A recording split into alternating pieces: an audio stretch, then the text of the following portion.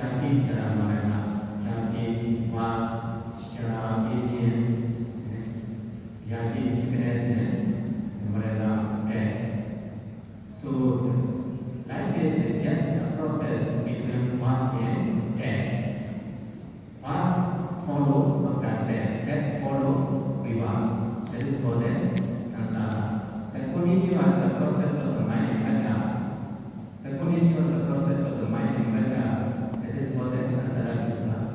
So in order to achieve the complete liberation from the samsara dukkha, we have to practice vipassana, satipatthana, bhavana, meditation. So samsara dukkha means the jati, the path is the true suffering. The jara, aging, that is also the true suffering. And the jati, sickness, that is also the suffering. And then marana, death, that is also suffering.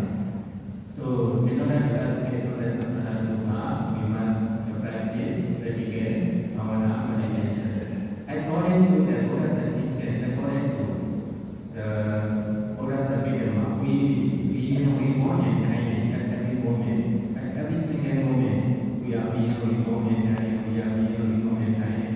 Khanika, marana, temporary, momentary death.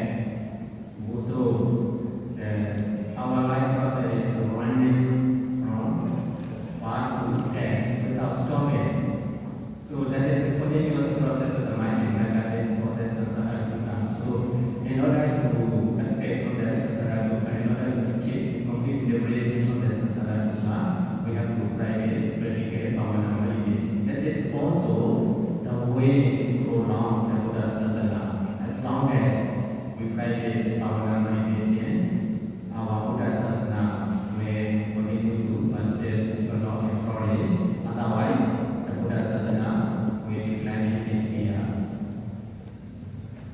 Và Ngài nói là với những người anh, người chị, những người em gái trong gia đình các đạo Buddha, Ngài có cơ hội ở đây để chia sẻ giáo pháp cho tất cả mọi người.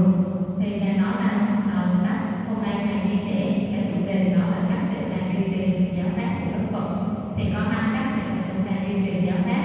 Cái cách đầu tiên đó là chúng ta lắng nghe giáo pháp một cách tôn kính và chăm chú, lắng nghe một cách thật là thành kính, một cách thật là tự trọng, để giúp cho chúng ta có thể duy trì được giáo pháp. Và cái cách thứ hai đó là chúng ta duy trì giáo pháp bằng cách chúng ta học hỏi và giảng dạy giáo pháp một cách tôn kính. Cái cách thứ ba đó là chúng ta ghi nhớ giáo pháp, để giúp cho chúng ta duy trì giáo pháp. Và cái cách thứ tư để duy trì giáo pháp đó là bằng cách chúng ta suy tư sâu sắc, thấu hiểu ý nghĩa thực sự của giáo pháp. Và cái cách thứ năm đó là chúng ta duy trì giáo pháp bằng cách chúng ta thực hành giáo pháp.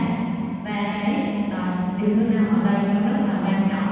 Khi mà chúng ta thực hành giáo pháp, ở đây chúng ta thực hành thiền vipassana, satipatthana, chúng ta thực hành thiền tâm sát, thực hành thiền vipassana. Thì đây là điều rất quan trọng. Vì khi chúng ta thực hành thiền vipassana, nó giúp cho chúng ta có cơ hội để chúng ta có thể thoát khỏi mọi cái sự đau khổ của vòng luân hồi, samsara dukkha, chúng ta giải thoát mọi cái sự đau khổ của vòng luân hồi này. Thì cái vòng luân hồi ở đây nó có nghĩa là gì? Đó là chúng ta sanh ra, chúng ta già, chúng ta bệnh và chúng ta chết đi. Mỗi khi chúng ta chết đi, chúng ta tiếp tục sanh ra, chết đi, thì vòng luân hồi nó cứ tiếp tục cái ý như vậy. Và cái vòng luân hồi nó còn có ý nghĩa đó là cái tiến trình của thân và tâm. Cái thân và tâm của chúng ta nó luôn sanh lên và mất đi trong từng khoảnh khắc. Và Ngài nói rằng là sanh lên nó là cái bản chất thật sự của sự đau khổ, chết đi nó là bản chất của thật sự, nó là bản chất của cái sự đau khổ.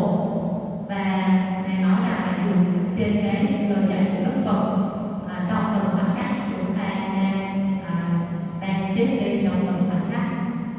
Cái cuộc sống của chúng ta nó không có ngừng nghỉ cái sự sanh lên và chết đi. Nó là tiến trình của thân và tâm, nó luôn sanh lên và mất đi trong từng khoảnh khắc rất là nhanh chóng, không có cái sự ngừng nghỉ. Vì vậy để mà thoát khỏi cái vòng luân hồi, cái sự đau khổ của vòng luân hồi, thoát khỏi cái sự sanh lên và chết đi liên tục như vậy, chúng ta cần phải thực hành thiền vipassana, thực hành thiền satipatthana, thiền